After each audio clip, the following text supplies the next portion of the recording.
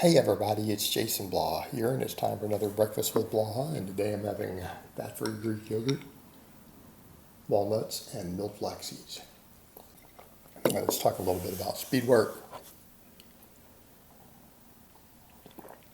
All right, people always ask all the time, how much weight do we use for speed work?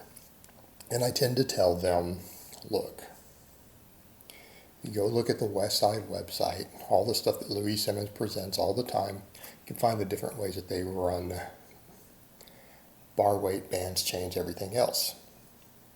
And the interesting thing is that out of the theories of speed work, because there's two different theories, Louie actually advocates the most weight. You know, he wants people to run very, very high percentages, but keeping in mind, these percentages involve a quick lifting oftentimes. And we're talking literally, and I've tried to run some of these waves, we're talking literally to where you're doing up to 90%.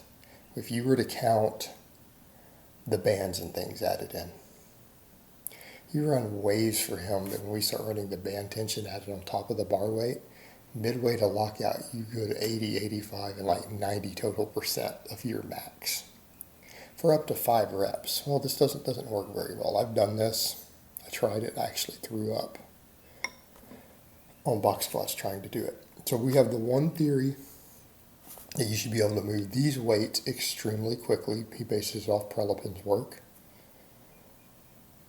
And on the other extreme, we have guys like Wenning, who says it should be light because bar speed is what matters. Now, Louie Simmons says bar speed matters also, but that you need to be able to learn to move these heavier weights really quickly. The middle ground you see is more of Dave Tate. There's more of Dave Tate, which says use those as a starting point, right? And oftentimes our starting point would be 50% of your max in bar weight, okay, 50%, 25% bands or chains added on top of it. What does that mean? If your max is 400 pounds, you put 200 pounds on the bar, it's 50%, and 100 pounds, it's just 25% of that, and bands or chains, very simple.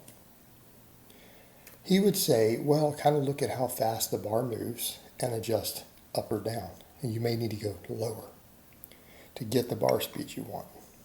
What does that mean for straight weight? I usually start my lifters at 60% who don't have bands and chains. I mean, look at their bar speeds. Okay, if it's not fast enough, I've reduced it a little bit. This is what I used to do. And I used to say, look, Louie Simmons guy has it right. This is his system. He's produced all these champions. And I used to actually say that guys like Wenning, and I specifically said this. So I'm going to come in and say, okay, I may have been wrong in this assessment.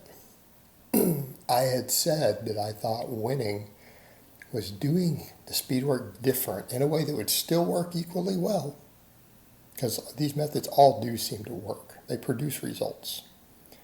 I've seen people get results on all the 3 variations. Louie stuff, Dave Tate saying we might need to adjust down a little, and then Wenning, which is really light.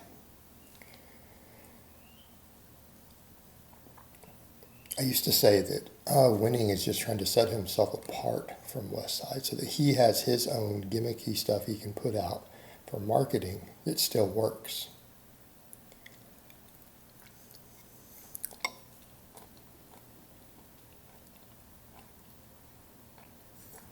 I might owe the man an apology. Now that I look at it, and I've looked at it for a while, taking what everything says under advisement, work with my own clients a little bit, right?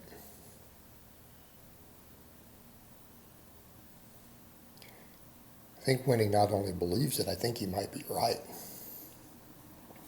I think he might be right. Okay.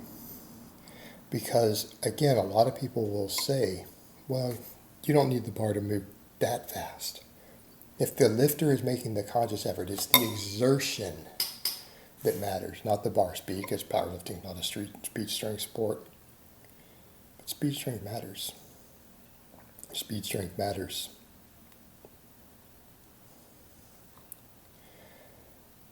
People will say that, though. Well, it doesn't matter. As long as they're straining, even if it ends up being at 70% of their max on the bar, as long as they're pushing as hard and as fast as they can, it's the effort that gives the training response. There's a degree of truth to that. If there's compensatory acceleration, then they are really pushing. However, I've noticed something, and this is where I think Wenning is right.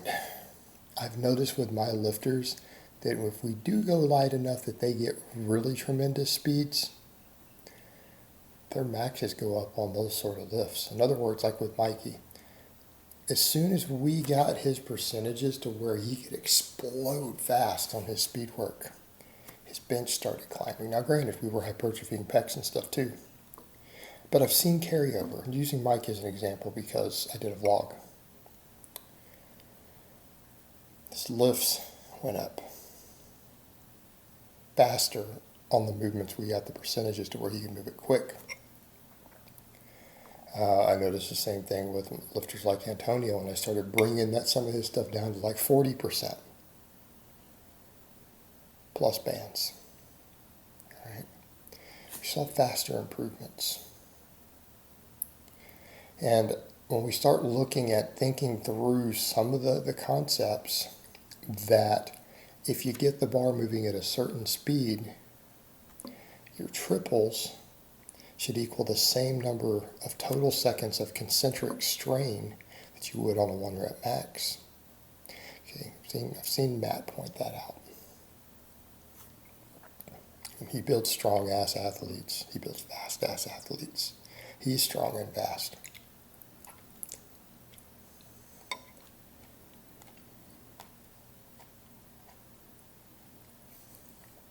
Why does this matter? We've heard Louie Simmons say, strength is measured in time, not weight. Which sounds stupid because we know that we measure a 1 rep max and weight on the bar. But what did he really mean? That other than the deadlift, there's only so many seconds that you can strain maximally. We can only produce maximum force. And it's going to vary a little from the squat to the bench. Right? About 3.5 seconds. That's it. That's all we can strain with 100% force. It's one reason when you do a 3 rep max, you don't ever produce max force on the first rep. You don't. Because you wouldn't be able to do 3 reps with your 3 rep max if you did. Because the bar would slow too much to complete it for the 3rd rep. You used up your exertion.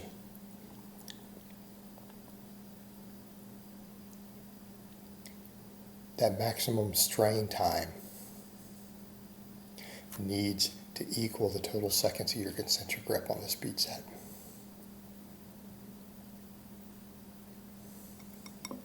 It means a lot of times for the majority of people, and himself included, it means we've got to bring those weights way down. Now granted, we can get real aggressive with bands and chains, but as he said, 30 to 40% bar weight. 30-40% of your max.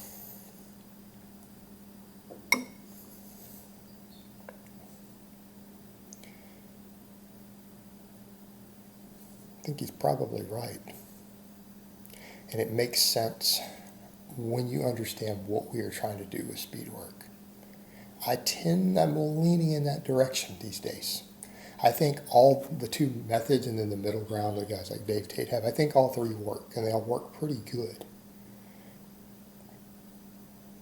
But if we're looking to maximize it, we really want to get the most out of it, we have to get the weight light enough to get the speeds that we want, even if we go as low as 30% of our max on the bar. Okay?